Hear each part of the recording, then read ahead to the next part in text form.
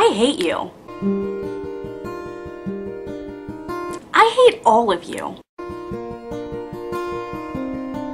Now, if you're sitting watching this right now and you're thinking, oh haha, she couldn't possibly hate me because she didn't know me. We were cool. She couldn't possibly hate anyone. She was too much of a loser and no one knew who she was. Well, I'm here to throw hot rocks at your logic because it is flawed. I hate you too.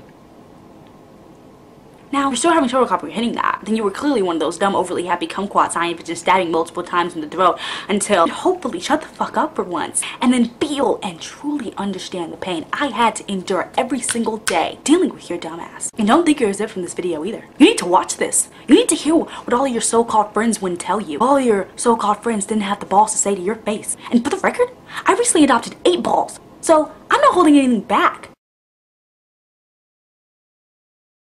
High school was a combination of being figure fucked with a knife until you bled out almost to death, and then instead of letting you die there peacefully, some motherfucker decides to stick a wad of Walmart Crayola markers up your vag to stop bleeding. So now you're left bleeding internally.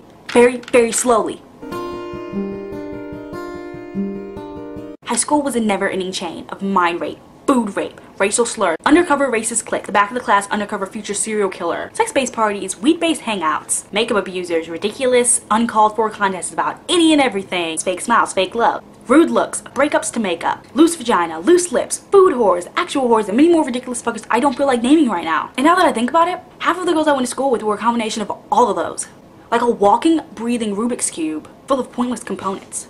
Like a puzzle that wasn't worth playing because they were all so easy to figure out. Let me start off by saying that in high school, messing with someone's mind, tricking someone into thinking something that you want them to or not to do wasn't considered manipulation. It was considered rape. Mind rape. And every 4.5 seconds, someone new was being fucked. And this went on all day, every day. One day you'd be the rapist, the next the rapee. It was never any chain of rapage. The whores would mind rape you into thinking that they weren't full-blown whores by organizing a sex-based party. But at the sex-based party, they would make a point of it to not have full-blown sex, but instead have multiple guys finger fuck them, eat them, and suck all the skin off of their faces. Now, I've never personally been to one of these parties, but after hearing about this conspiracy from the queen bee whore herself, I quickly realized that this rug muncher was trying to rape me. In my mind. In my mind. In my mind. And I was like, bitch, I don't care what you do on your personal time, but if you've ever at any point in your life had an entire fist in your vagina at one of your non-orgy orgies, I'm sorry, honey, but that makes you a whore. Because for the record, an entire fist is relatively bigger than a dick. The thing that bothered me most was that the mind rape, it didn't end there. You had the baby sluts, also known as the freshmen, who you knew were horny little fetuses that would cling to any dick that was thrown at them. But for some reason, they felt like since this was a new school, they had to start with a clean slate, so they go around telling everybody they were virgins and never been touched in any sexual way. And you're just sitting there like, I saw you put a vibrator in your pants right before class in 7th grade. What the fuck? And then you have those girls that you truly wholeheartedly believe are innocent.